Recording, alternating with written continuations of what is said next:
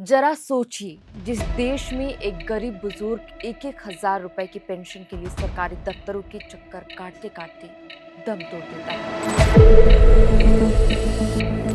उसी देश के झारखंड जैसे राज्य में बैठे कुछ सफेद पोश बाबू और बिचौलिए मिलकर जनता के हक में करोड़ों रुपए का बारा न्यारा कर देते हैं।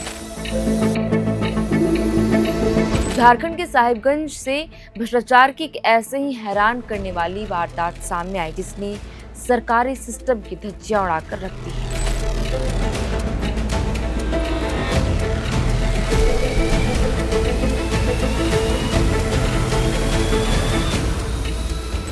नियम कानून को ठेंगे पर रखकर कागजों की हेर फेर कर साहिबगंज के बरहेट प्रखंड में वो खेल हुआ जिसकी आप कल्पना भी नहीं कर सकते हैं।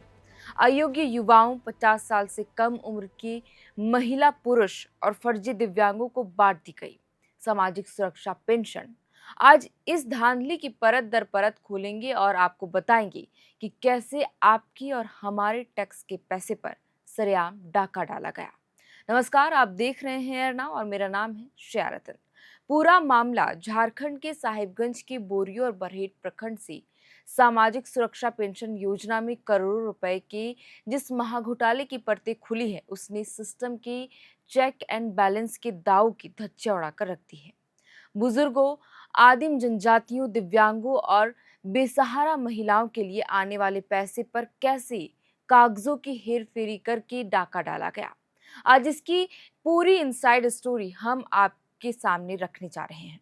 दरअसल पंचायत स्तर पर जब वार्षिक स्थापना यानी एनुअल वेरिफिकेशन अभियान चलाया गया और लाभुकों की सूची का मिलान हुआ, तब जो सच सामने आया उसने अधिकारियों के ही होश उड़ा दिए।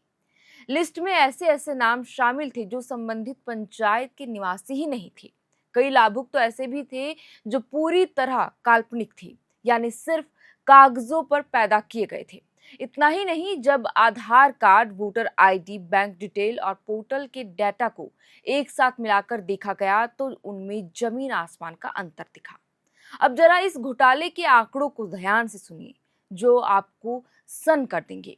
पिछले कुछ वर्षों में सरकारी पोर्टल पर करीब 19,000 लाभुकों की एंट्री दर्ज पाई गई, लेकिन जब अधिकारियों ने दफ्तर के सरकारी रिकॉर्ड और फाइलों को खंगाला तो वहां केवल 4,000 लाभुक ही असली दस्तावेज मिले। यानी सीधे सीधे करीब 14 से 15,000 एंट्रियां पूरी तरह फर्जी और संदिग्ध हैं, जिनका जमीनी स्तर पर कोई वजूद ही नहीं है। हजारों फर्जी लाभुकों का रजिस्ट्रेशन बिना किसी सक्षम प्रशासनिक स्वीकृति के धड़ल्ले से पोर्टल पर कर दिया गया। अधिकारियों के फर्जी हस्ताक्षर किए गए, बिना किसी वेरिफिकेशन के एंट्री होती रही।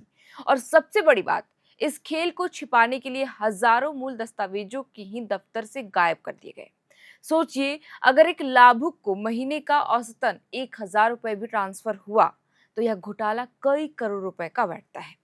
जैसे ही इस महालूट का खुलासा हुआ, जांच एजेंसियों ने ताबड़तोड़ कार्रवाई शुरू की और इस मामले में 2 अलग-अलग एफआईआर भी अब तक दर्ज की जा चुकी हैं। वहीं इस पूरे खेल में शामिल 2 कंप्यूटर ऑपरेटर को गिरफ्तार भी कर लिया गया और उन्हें जेल भेजा जा चुका है।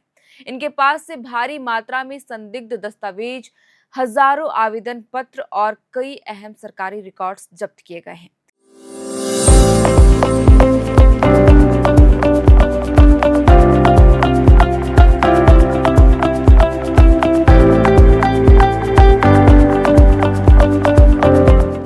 जानकारों का मानना है कि इस महाघोटाले के पीछे राष्ट्रीय सामाजिक सहायता कार्यक्रम यानी NSAP पोर्टल की तकनीकी कमियां भी एक बड़ी कारण है।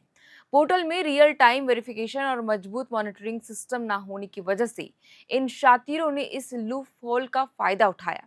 अगर समय रहते आधार आधारित लाइव ऑडिट और पंचायत लेवल पर डिजिटल वेरिफिकेशन लागू किया गया होता तो सरकारी तिजोरी को इस तरह लूटा नहीं जाता।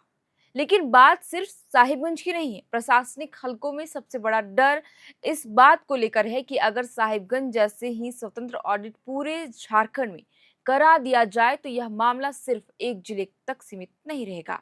आशंका जताई जा रही है कि राज्य के कई दूसरे जिलों, प्रखंडों और पंचायतों में भी इसी समान पैटर्न पर फर्जी लाभुक बनकर सरकारी राशि की अवैध निकासी का एक बहुत बड़ा संगठित सिंडिकेट यानी नेटवर्क चल रहा है। अगर पूरे राज्य के पोर्टल डाटा और लॉगिन हिस्ट्री की जांच हुई तो संदिग्ध एंट्रियों की संख्या हजारों में नहीं बल्कि लाखों में पहुंच सकती है और गुनाहगारों की फहरिस्त भी बेहद लंबी हो जाएगी। तो देखा जाए तो आपने देखा कि साहिबगंज से जो परतें खुली है वह तो सिर्फ एक ट्रेलर है, असली पिक्चर तो अभी बाकी है। लेकिन सबसे बड़ा और चुभता हुआ सवाल यही है कि क्या 2 कंप्यूटर ऑपरेटरों को मोहरा बनाकर और उन्हें गिरफ्तार करके इस पूरे मामले को रफा दफा कर दिया जाएगा?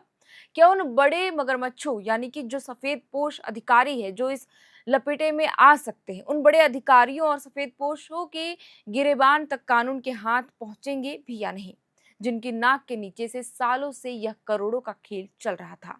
और सबसे बड़ा सवाल यह भी कि जनता की गाढ़ी कमाई के जो करोड़ों रुपए इन लुटेरों ने उड़ाए हैं, उनकी रिकवरी आखिर कैसे की जाएगी?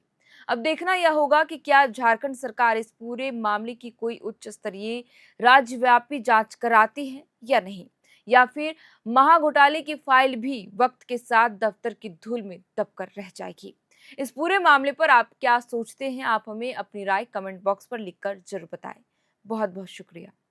FRP pressure vessels are made using fiber-reinforced plastic, a powerful combination of high-strength glass fibers and corrosion-resistant resin. At Duraplast, we manufacture these vessels using advanced filament winding technology. Layer by layer, resin-coated glass fibers are precisely wound over a rotating mold, creating a structure that is lightweight, high-strength, and built to handle pressure. The result? Superior corrosion resistance, longer lifespan, lower maintenance costs for industries that demand performance without compromise. For customized FRP pressure vessel solutions,